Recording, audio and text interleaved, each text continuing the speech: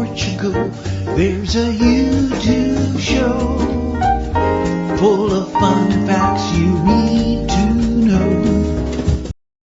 Hola, bon dia, alegria. Munson here with the Good Morning Portugal Show. It is actually a live stream.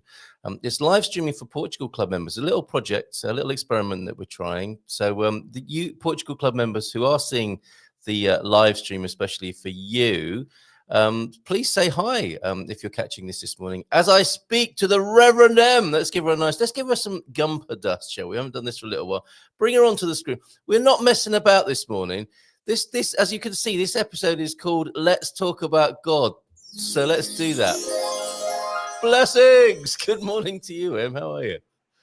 I just floated on in there then. On my little nice. gumper dust, my little wings going. Yeah, there's applause and there's gumper dust, and you came in on a cloud of gumper dust this morning. And loved our conversation leading up to this show. No messing this morning. We're going there with the G word, aren't we? We're talking about God this morning. Absolutely. Yeah, and Reverend M, you were telling me about what you're involved with your ministry and your training and your behind the scenes education. I don't know where you want to start this morning. I think a little bit of that might be good, to talk about your angle on God before we unfold that. Bring it in before everyone goes, no, God, run away, because God is triggering, and it can be triggering to anyone who's had to sit and be told, we're preached to about faith in a faithless sermon. We have people telling us, seriously, that monotone voice, you should do this, you should fear that, there is lack, there is limitation, there is this one God who's a guy in the sky who keeps notes, who's watching everyone all at the same time, naughty, nice, a bit like Santa Claus. And apparently this God who sees all, you're going to one day get to these pearly gates, and he's got his like other guy there hanging out at the gates going, all right then. Like a nightclub. So, a bit like a bouncer going, if your name's not down, you're not getting in. There's another club down the street that you you're going down there, so it's created this heaven and hell system, and let's face it, it's a bit restrictive. This God is a bit restrictive. It's very patriarchal, and I'm not going to go all feminist on you, because it's about bringing balance. Like, there's something I never got about God, and it was like, if there's a God, how can God not love gay people? How come gay people aren't allowed in a church? How come, like, if God loves everyone and forgives everyone, why have you got to beg for your forgiveness? Otherwise you might go to hell. And these things just didn't make sense to me. So what happened was, I started looking at everything else. So I was like, I'm not having none of this God stuff. So I dabbled in all sorts of different things. I thought, I'm not touching religion, and I found myself looking at Buddhism. I mean, I even dropped into practicing as a Muslim for a while, and I really have, absolutely. And I found that there was a lot in there that was so very much like Christian stuff in a new language, and I was like, okay, this is weird. And the stories were very similar, and I was learning them in Arabic and then having them translated, and we were going through things like that. So it was like, okay, so I dropped into a bit of paganism and a bit of Wicca, and I thought, this is interesting stuff. So then it was like, I'm going to have a look at these Native American Indians, the indigenous people. They seem to have got a bit of balance. They seem to always be cool and calm and peaceful, apart from what some of the things that they say that is really not true, So we've always got to be questioning what we're told. We always look out and remember that what we're being shown by the outside world is just one part of a story.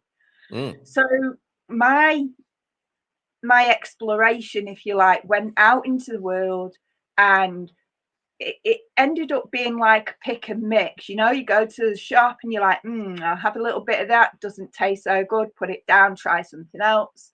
Obviously, after you've paid, don't be taking them and eating them before you've paid for them. It's an interesting thought. Yeah. Yeah. So here I am with this, what's left. I'm like, okay, so now I sit with all that resonates. And I recognized the incredible connection in all things that I'd studied, which led Yes. me down the metaphysical route, becoming a reverend of metaphysics, which was, you know, I always fancied being ordained, but I thought, what a load of BS. Now, as I grew and evolved, I realized BS also stood for belief systems, and that made perfect sense, right? Right. Yes. Exactly. So we've got all these people, all these belief systems, and you can see where they're coming from. Because let's face it, bringing my psychology training, we recognize that everyone's trying the best they can with what they've got at the time. Yeah. So back in the olden days, it was okay for people to be looking outside for something to save them. We was looking for something external, some great big powerful force that was coming, and we would be more submissive to the big great powerful force, and then we'd toe the line, shall we say. Well, as we evolve as a human race, we're coming into a state where towing the line doesn't really suit us. We've towed the line, and we're realizing that this guy in the sky that people have obviously made up by taking things like the Bible, and they've basically translated it until to suit the person translating it. When you look at the Aramaic stuff, like, wow, it blows your mind, because the words are very, very different. They're meant, they're said, they're felt in a completely different way. So we're going to come back now to Jesus, and I just want to just share the fact that I've personally, in my personal experience, I found him making a whole lot more sense now. I recognize, well, I feel that I recognize what he was on about, because Jesus was a great meditator. And meditation, something that they practice, especially like in Buddhism and Taoism. So things like that, I've also dipped into Taoism as well. And when we come and listen to things and yoga and things, it's all about that meditating, where we just drop into the silence and we just be. And from this amazing space and place that we create for ourselves, we don't need anyone else to do it. We're able to slow the world down and bring on that part of our brain that's about logic and reasoning. So we're going back into psychology now and neuroscience. So we're bringing in the prefrontal cortex. We're leaving the survival brain behind. The survival brain that was relying on something else to save us, the one that was working out of fear, lack, and worry. And we doubted everything, including ourselves. We've got everything telling us that we should doubt ourselves in case we should make some kind of sin. Well, I tell you, one of the big recognitions I had was when I realized that God doesn't do forgiveness. Okay, I'm gonna like try and explain to you my God, if that's okay, because Hold on. So the proposition is God doesn't do forgiveness, yeah, because you've opened up Pandora's box here, and there are a number of things I'd like to come back to. But yeah, carry on. God doesn't do forgiveness. So God is not a guy. We are made in his form as a frequency. Okay. So God, the all power, all presence, is a frequency. It is something that's always there, that's never gone. It's the thing that creator and created. So it's the thing that creates life. It's the life force, life source. Yeah.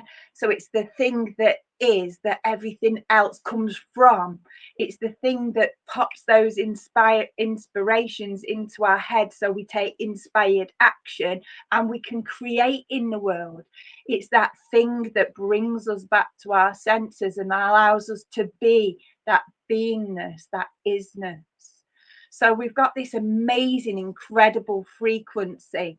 Like in Tantra, you find it through the O in the orgasm, that, oh, yeah.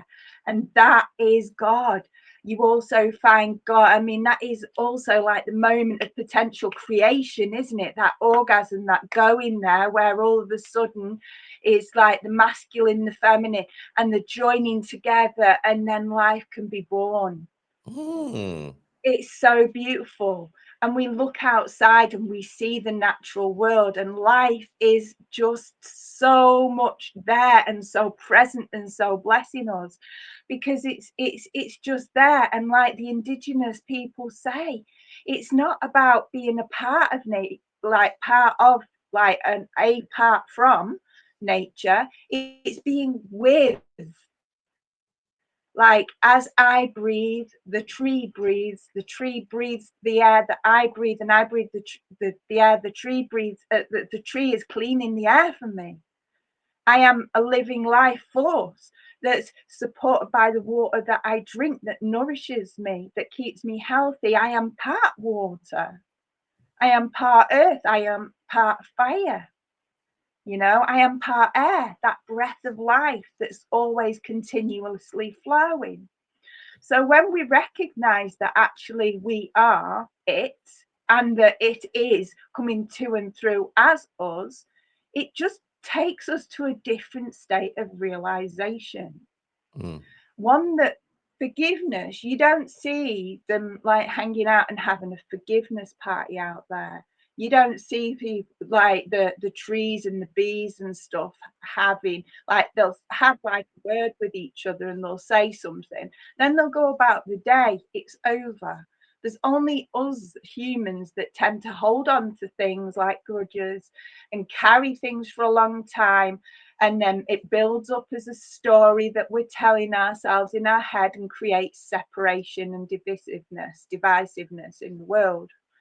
Well, with a love that's beyond all understanding, Jesus Christ in the Bible again, God has a love beyond all understanding. So too do we have this frequency. This amazing frequency does not speak with words, it responds to our language.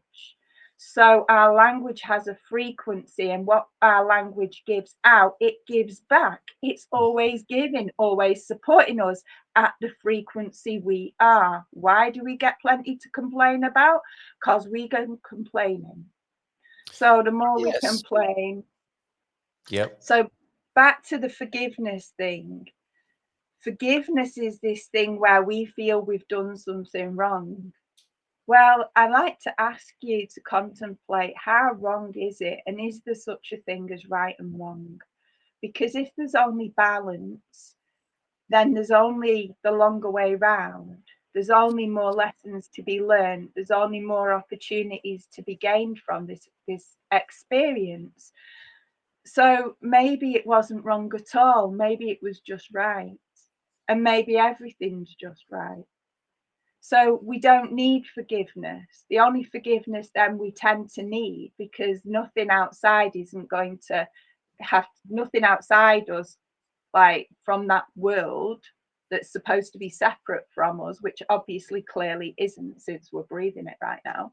Like, we don't need something to forgive us. That then brings us to self-forgiveness, because the only person that we're judging, that we're getting on our case, is us. Yeah. Yeah. So then it's down to us. It's not down to another God. It's to us to find our own balance, us to bring back our own reason, us to just meet ourselves with that loving compassion, that loving kindness. No, I think you do that. I think that's something you practice, from my experience of you. And as I think we opened up with there, this is quite a difficult conversation to have, in the sense that all that's happened since people have been talking about and thinking about God has created quite an unholy mess, you might say. And so it's quite difficult to have these sorts of conversations, which is a shame, because to me, this is the greatest of all conversations. And people might say, hold on a minute, this is Good Morning Portugal, not God Morning Portugal. But to me, maybe we can do a God Morning Portugal. you know what? Well, they are. I think that's what we're doing now. I think that this is indistinguishable, really. Ultimately, there is no difference between God Morning Portugal and Good Morning Portugal.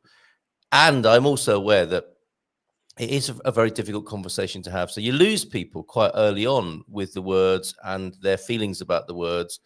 And that's why I persist with this. That's why this seems random. That's why I think it can be a bit awkward and difficult. But that's no reason not to keep trying. And as we can see from the, I think the important thing is the conversation is to sense that, yes, maybe it is difficult, but we can still have interesting, intelligent, and respectful conversations about this. And I think as well, adding to that, if we don't, that will be injurious. That will be a self-injury to not go here, to not be talking about this in this way, is delaying the inevitable, if you like. And what was really great about our conversation coming up to this, you say here, is scrolling across the screen, there's a huge change. People who've been hiding will be stepping into their truth in a deeper way, more upfront, straight talking. Now, another reason to be talking about this now is it would appear, and I spoke to Jeremy College last night on a Portugal Club special interview. He is a Qigong fanatic, he calls himself, and he went from being a broker in the city, leading quite an interesting life, to discovering Qigong, which he says it saved his life. And now I think that phenomenon, that turnaround, that transformation is happening for more and more people in the breakdown of cancer with me, yes, it really. was that you'll remember that happening with me, yes, and me sharing it through Good Morning Portugal. yes, And like my practices, particularly meditation, was why I could be so present, and why I could be so aware, and why I could help everyone else, because I could do it from a more centered place. And that being in a more centered place is what happens when you get God. yeah, Because there isn't a God out there, it's in here. And we're talking about coming to the higher power that's actually within ourselves. yeah. So through Creative Roots Ministry, which was the ministry that I started up, because as a reverend, and I can't find a ministry out there isn't something that's suitable, because it's all very, even the omnious places, and it's so hard to find within Portugal. I felt called to fill a space to say to people, we're going to be dropping in to discover the light within ourselves through the ministry that is Creative Roots. I'm going to create a ministry which is all about looking at all the different things and bringing it in, so we can find our own truth, so we can always come to the service, come to each other with that amazing curiosity that children have. So a childlike curiosity, and we can ask questions and we can try different things. We're going to be talking about flow on Sunday coming up, so which will be the 4th week of holding the ministry. And through the ministry, I believe it's going to give people an opportunity to come and explore their own belief systems and find what's true for themselves, because the best you can be is you. This is wonderful, Rev. And this is open to people to come and join you, is it, on the Sundays you speak of? Right. Absolutely. Live at 9:00 on a Sunday morning on the Creative Roots Ministry on YouTube. What a lovely service to offer people. And I caught it last Sunday, and you were on fire, I have to say. It was great listening to you. And if I may unpack this a little bit more, in terms of the triggering minefield that is God and the divine and religion and spirituality, and how people seem to be falling out. I mean, literally killing each other over this matter, which is a divine irony, tragedy, isn't it? That the most, what could be the most beautiful experience for human beings, what is the most beautiful experience for human beings, can be used in this way against each other and against ourselves. And that's why, to me, the conversation is vitally important. If we can get past all the triggers and disagreements, we will find ourselves experiencing jointly something wonderful. And I personally, I don't mind any sort of metaphor of men with white beards in the sky and stuff. You know, it's like if that works for people as their metaphor for the moment, as part of the conversation you're talking about. I mean, basically, we're on a journey, aren't we? And we're swapping notes. Isn't that what ministry is about? Exactly. So I began being brought up Christian, and I went off and explored things because things didn't feel right. Right. So Yes. it's about what feels right. I didn't know there was such a thing as intuition back then, but it didn't feel right. And there was people, as there are in all religions, who are trying to take your money off you. And before you'd even got any, there was people saying you need to sell your TV and give the money to the church. And I was like, Mum, they've told me this, and she's like, they're not having the TV. It's not even your TV. What are they going on about? I was You like, ready to sell the telly? You see, yeah, this is it's like, how deeply connected you are. You'd have done it, wouldn't you, for the sake of faith and inquiry? Yeah, because I thought that was how it was. And then it was like, hold on a minute, because it doesn't feel right. And now it feels really wrong that I'm supposed to give away a telly that isn't, sell a telly that wasn't mine. And I mean, it's one thing stopping watching telly, and I can understand why they say that. But shouldn't we have a choice? Shouldn't we?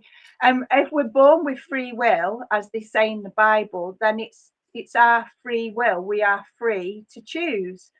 And Right. it's through freedom of choice we get to pick a mix, we get to explore life, that we get to find what resonates, we get to feel into what's right for us, what's true for us, and Yes. move forward with our truth, not pushing it on someone else, but saying, this is what I found out so far, let's see what we can do.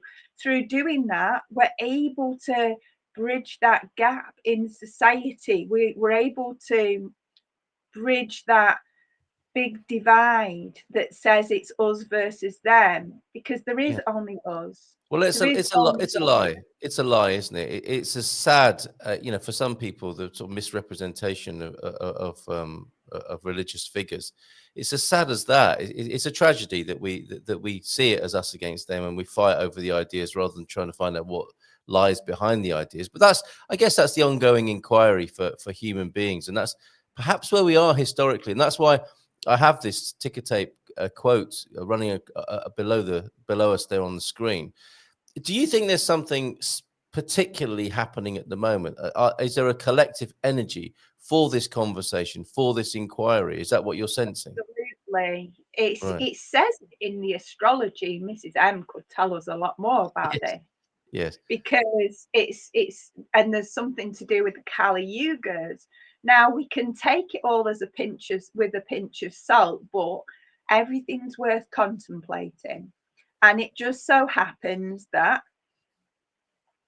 collectively, globally, there is more than one belief system that states that right now there's a huge change in the air, and we're moving from one state of being to a new state of being.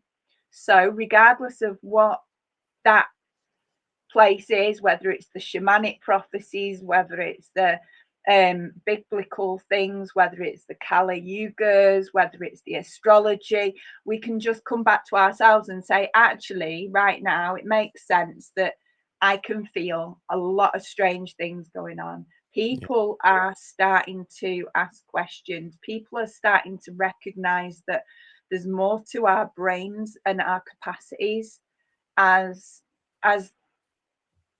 as there is, like, as we're led to believe, Yeah. like, Well, how it seems to be. Yeah. realizing the power that we have as a one person, and how interconnected we all are, because we forget that. But now the internet's helped us, and with right use of the internet, awesome.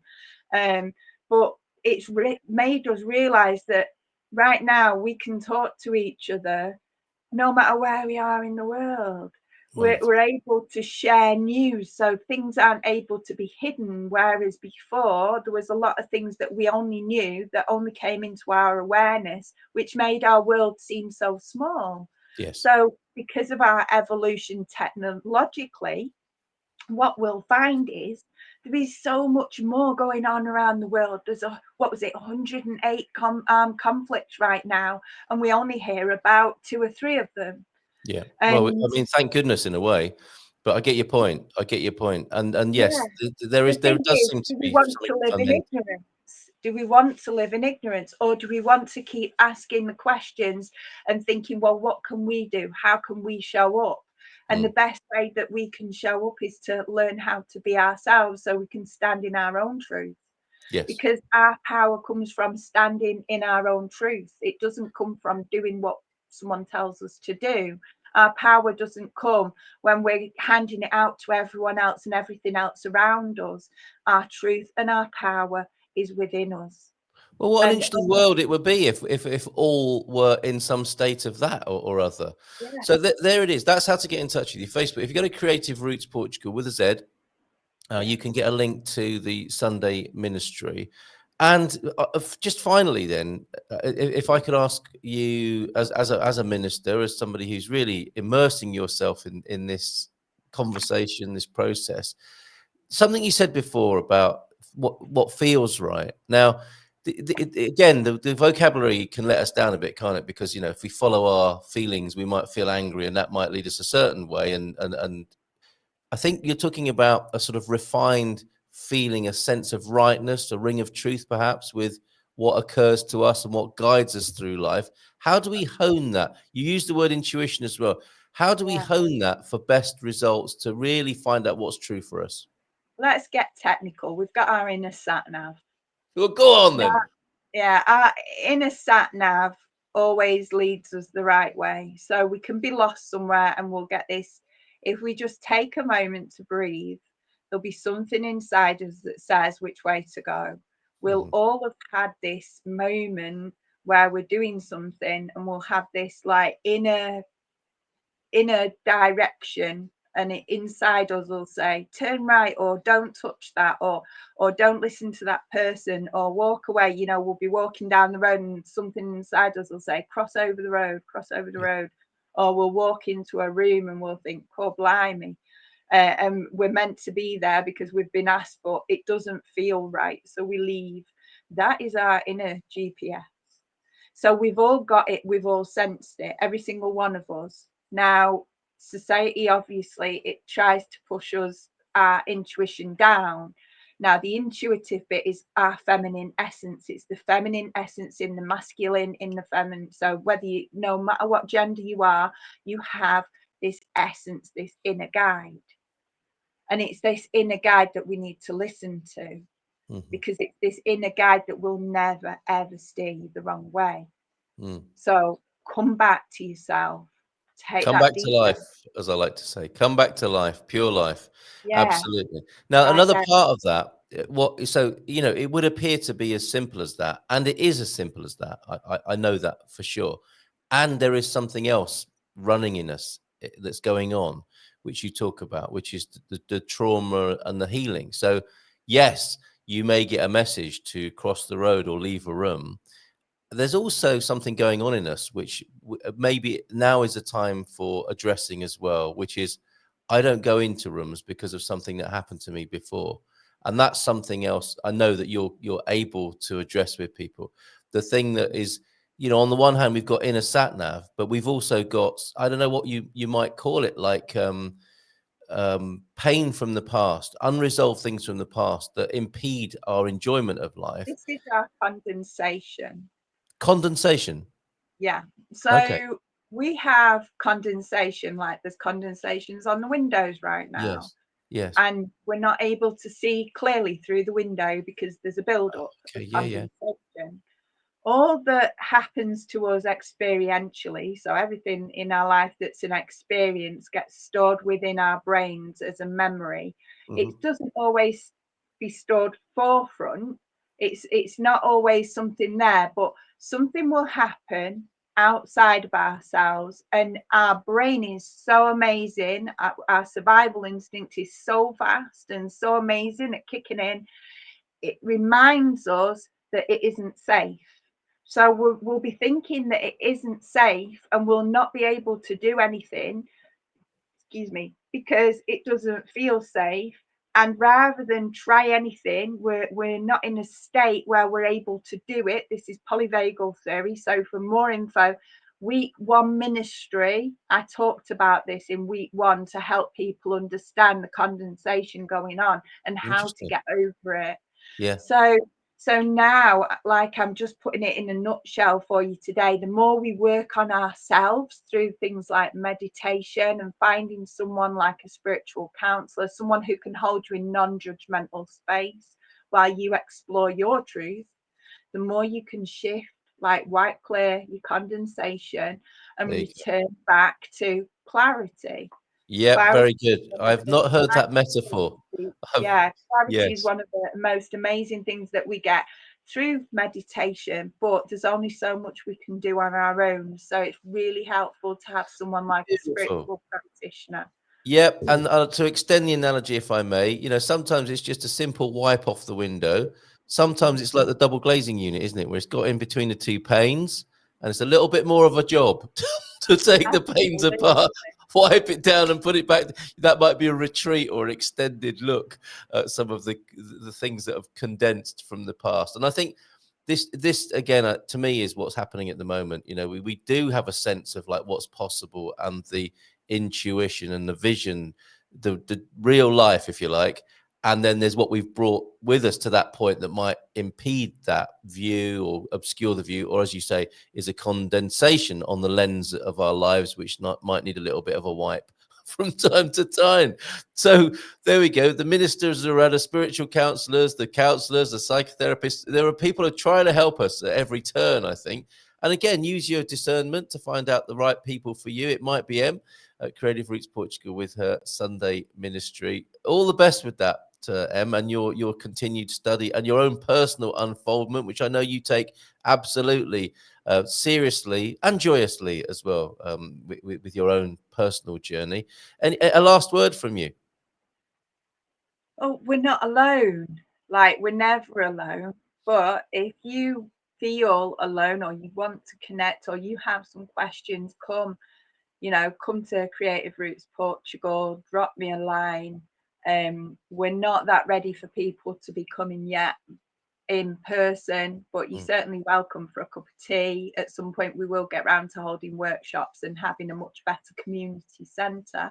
But for now, recognize I do have a space for a couple more clients. I do see people because I bring together, I integrate psychology and the sciences at neuroscience and things, and I blend that with the spiritual different things, and I'm able to help people find their truth in a new way. And I specialize in grief and trauma, which is why me and Carl have been talking about grief and bereavement and living and dying consciously for the last few years.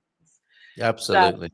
And on that note, isn't it great to see these groups emerging? People are dealing with that locally, aging and dying, living, aging and dying, and for me, growing, living, aging and dying, which we'll talk about another time. And may I extend my invitation as well. If somebody wants to come to the Bay and walk around the Bay and talk, I'm available as well at your service with that. I think these sorts of conversations are so important right now. Great work. Carry on. Keep up the good work. Are you ready to fly out of the studio on a cloud of gumper dust again, Em? Yeah, okay, you ready? All right. Fasten your spiritual safety belt. Here we go. Thanks, Em. Take care. Bye for now. In Portugal, there's a YouTube show full of fun